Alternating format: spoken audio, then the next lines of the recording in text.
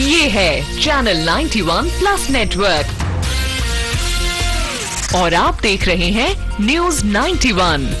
News 91, आवाज हम सबकी। नमस्कार, मैं हूं माधुरी। आप देख रहे हैं न्यूज 91 राजस्थान। न्यूज 91 के टी टाइम बुलेटिन में आपका स्वागत है। प्रदेश और संभाग की ताजा तरीन खबरों से अपडेट रहने के लिए आज ही हमारे चैनल को सब्सक्राइब कर लें और बेल आइकन को जरूर दबाएं। चलिए खबरों का सिलसिला शुरू करने से पहले नजर डाल लेते हैं अब तक की टॉप हेडलाइंस पर।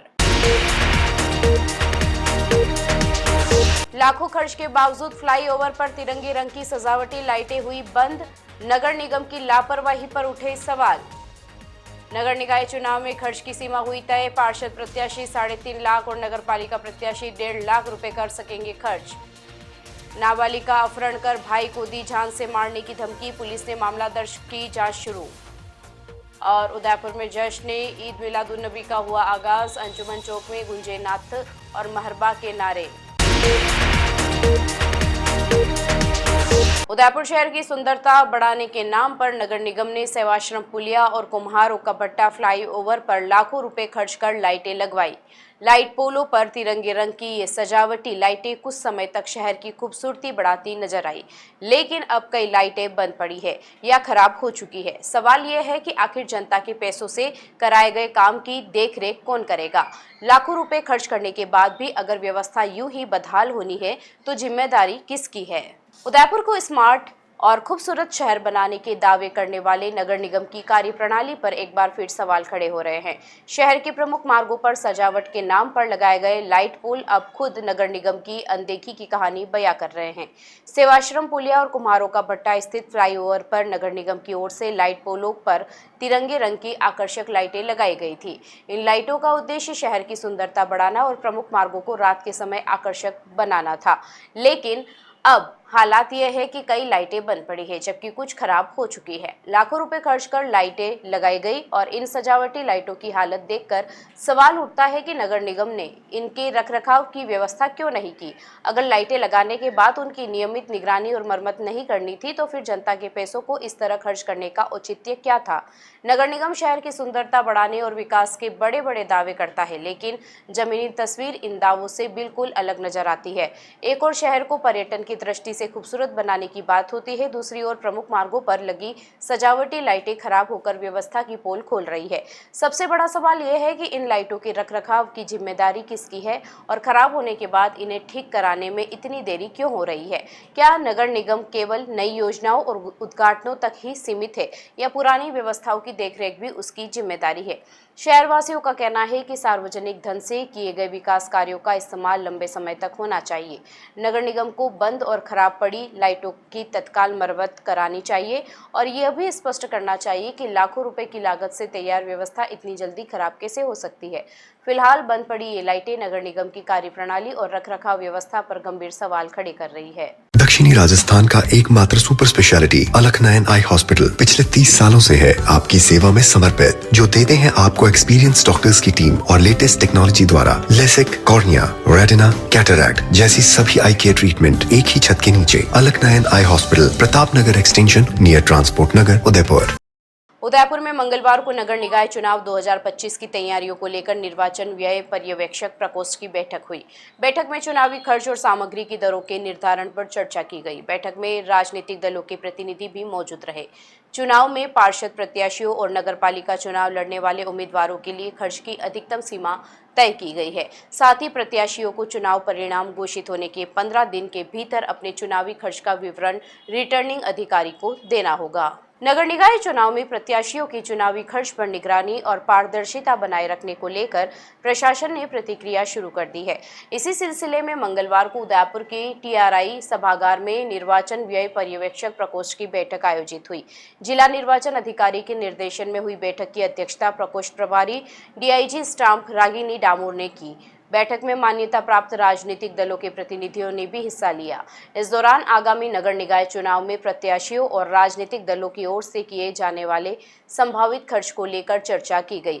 बैठक में चुनाव प्रचार से जुड़ी विभिन्न सामग्री और सेवाओं की दरों के निर्धारण पर भी विचार विमर्श हुआ, जिससे चुनाव के दौरान होने वाले व्यय का आकलन निर्धारित मापदंडों के आधार पर किया जा सके। प्रशासनिक अधिकारियों के मुताबिक नगर निगम चुनाव में पार्षद पद के प्रत्याशी अधिकतम 3,50,000 रुपए तक चुनावी खर्च कर सकेंगे। वहीं नगर पालिका चुनाव में प्रत्याशी के लिए अधिकतम खर्च की सीमा 1,50,000 रुपए निर्धारित की गई है। प्रत्याशियों को अपने चुनावी खर्च का पूरा लेखा जोखा भी निर्धारित समय सीमा में प्रस्तुत करना होगा। चुनाव परिणाम घोषित होने के 15 दिनों के भीतर संबंधित प्रत्याशी को अपने व्यय का विवरण रिटर्निंग अधिकारी के समक्ष जमा कराना होगा। बैठक में चुनावी प्रक्रिया के दौरान खर्च की निगरानी, निर्धारित दरों और प्रत्याशियों की ओर से प्रस्तुत किए जाने वाले व्यय विवरण से जुड़े विषयों पर भी चर्चा हुई। प्रशासन का उद्देश्य चुनावी खर्च में पारदर्शिता बनाए रखना और निर्धारित सीमा से अधिक खर्च कर प्रभावी निगरानी रखना है। बैठक में निर्वाचन व्यय पर्यवेक्षक प्रकोष्ठ के सह प्रभारी महेंद्र सिंह सीमर सहित संबंधित अधिकारी मौजूद रहे। वहीं राजनीतिक दलों के प्रतिनिधियों को चुनावी व्यय से जुड़े प्रावधानों और निर्धारित प्रक्रिया की जानकारी भी दी गई।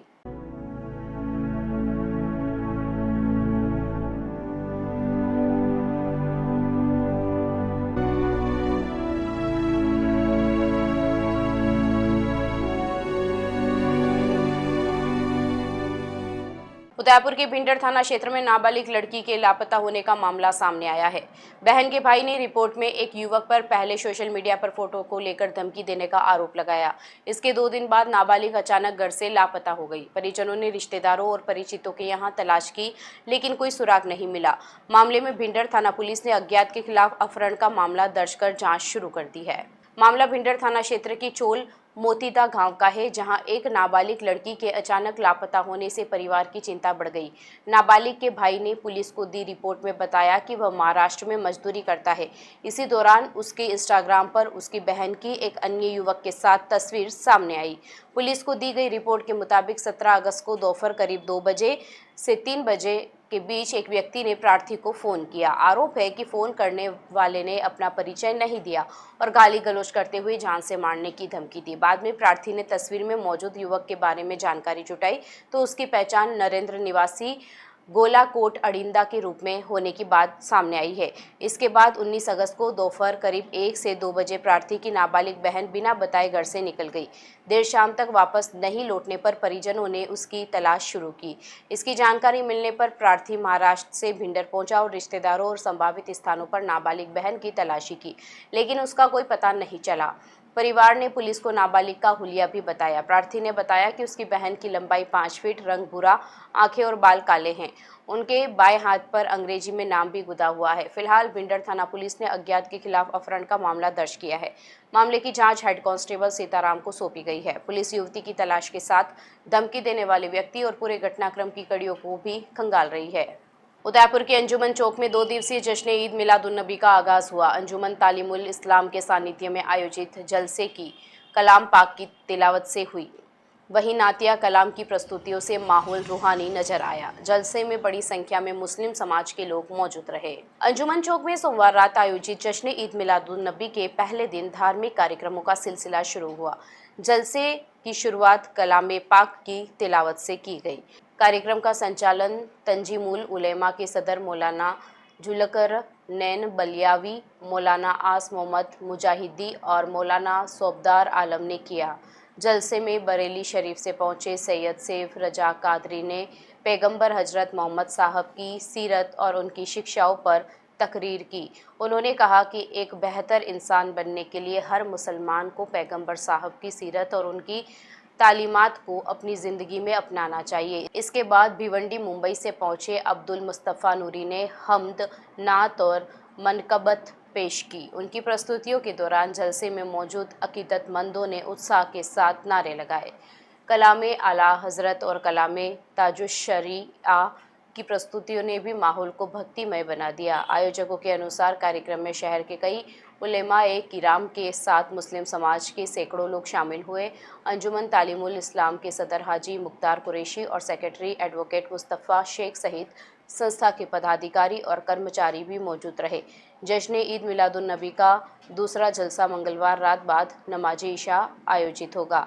इसमें बरेली शरीफ से सैयद सैफ रजा कादरी और खंडवा मध्य प्रदेश से खलीफाए ताजुश्शरीया और मुहद्दिस कबीर मुफ्ती गुलाम जिलानी अजहरी की तकरीर मुख्य आकर्षण रहेगी। आयोजकों के अनुसार दूसरे दिन के जलसे में भी बड़ी संख्या में अकीदतमंदों के पहुंचने की संभावना है। राजसमंद में अपराधियों के खिलाफ पुलिस का एक्शन मोड देखने को मिला है। राजस्थान पुलिस मुख्यालय के निर्देश पर 1 महीने तक चले विशेष अभियान में पुलिस ने नशे के कारोबार से लेकर साइबर ठगी, अवैध खनन और वांछित अपराधियों के खिलाफ बड़े स्तर पर कार्रवाई की है। चारभुजा इलाके में एमडी ड्रग्स बनाने की फैक्ट्री तक पुलिस पहुंची और उसे ध्वस्त किया। वहीं सुदर्शन चक्र 2 अभियान में 1800 से ज्यादा वांछित अपराधियों की गिरफ्तारी की गई। पुलिस की इस कार्रवाई से अपराधियों में खौफ का माहौल है। राजसमंद में खाकी के एक्शन के आगे अपराधियों की चालाकी धरी रह गई। महज 30 दिनों के विशेष अभियान में पुलिस ने अपराध की अलग अलग परतों पर वार करते हुए बड़ी कार्रवाई को अंजाम दिया। 20 जुलाई से 20 अगस्त तक चले अभियान में सबसे बड़ा निशाना नशे के सौदागर बने। एनडीपीएस एक्ट के तहत 20 मामले दर्ज किए गए हैं और 45 तस्करों को गिरफ्तार किया गया। चारभुजा क्षेत्र के सोडा की भागल में पुलिस ने एमडी ड्रग्स तैयार करने वाली फैक्ट्री का पर्दाफाश किया। मौके से ड्रग्स बनाने में इस्तेमाल होने वाले केमिकल और उपकरणों के साथ डोडा पोस्त और अफीम भी बरामद की गई। पुलिस ने नशे के कारोबार से अर्जित संपत्तियों को फ्रीज करने की कार्रवाई भी की। इसके बाद पुलिस का डिजिटल वार साइबर ठगों पर हुआ। साइबर अपराध के 10 मामले दर्ज कर 14 आरोपियों को गिरफ्तार किया गया। कार्रवाई के दौरान ठगी के शिकार लोगों के 26,91,000 रुपए से अधिक की राशि सुरक्षित वापस कराई गई। अवैध खनन करने वालों पर भी पुलिस का शिकंजा कसा, जिसमें 25 मामले दर्ज हुए हैं और जेसीबी और डंपर समेत 300 टन से ज्यादा बजरी मिट्टी जब्त की गई। 22 लाख रुपए से ज्यादा का जुर्माना भी वसूला गया। यातायात नियमों के उल्लंघन पर देलवाड़ा इंटरसेप्टर टीम ने लगातार दूसरी बार राजस्थान में पहला स्थान हासिल किया। पुलिस ने नियम तोड़ने वालों के खिलाफ 1,80,00,000 रुपए के चालान काटे। वहीं महिला सुरक्षा को लेकर 500 से ज्यादा जागरूकता कार्यक्रम आयोजित कर 51,000 से अधिक महिलाओं को जोड़ा गया। 428 स्कूलों के 90,000 से ज्यादा युवाओं को नशा मुक्त जीवन का संकल्प दिया गया। इसके साथ ही सुदर्शन चक्र 2 अभियान में अब तक 1,817 वांछित अपराधी को गिरफ्तार किया गया है। विशेष अभियान में पुलिस मुख्यालय द्वारा निर्देश दिए गए थे कि संगठित अपराध, मादक पदार्थ, अवैध फायर आर्म्स, साइबर अपराध, महिला सुरक्षा संबंधी कार्यक्रम, अवैध बजरी, यातायात संबंधी कार्रवाई और जन सहभागिता, ऐसे कई सारे अभियानों को मिलाकर ये विशेष अभियान था, जिसमें राजसमंद पुलिस ने मादक पदार्थों पे बड़ी कार्रवाई करते हुए एक एमडी फैक्ट्री को ध्वस्त किया। साथ ही 20 प्रकरण दर्ज किए, जिसमें 45 गिरफ्तारियाँ हुई।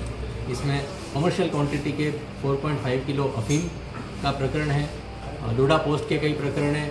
इसके साथ एमडी फैक्ट्री के अलावा गांजे के पौधे, गांजा, ब्राउन शुगर, कई सारी चीज़ें जब्त की गई थी और उस पर प्रकरण दर्ज किए गए नियमानुसार।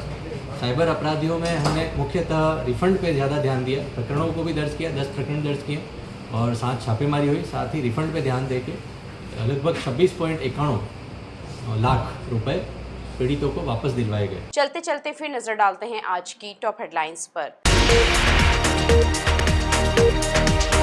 लाखों खर्च के बावजूद फ्लाईओवर पर तिरंगे रंग की सजावटी लाइटें हुई बंद। नगर निगम की लापरवाही पर उठे सवाल।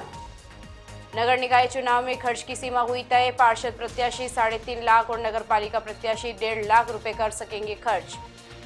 नाबालिग का अपहरण कर भाई को दी जान से मारने की धमकी, पुलिस ने मामला दर्ज की जांच शुरू। और उदयपुर में जश्न ईद मिलादुन नबी का हुआ आगाज। अंजुमन चौक में गुंजे नात और महरबा के नारे।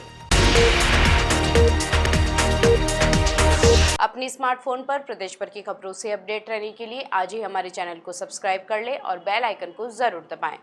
फिलहाल इस बुलेटिन में इतना ही। अब दीजिए इजाजत माधुरी को। आप जुड़े रहिए न्यूज़ 91 के साथ। नमस्कार।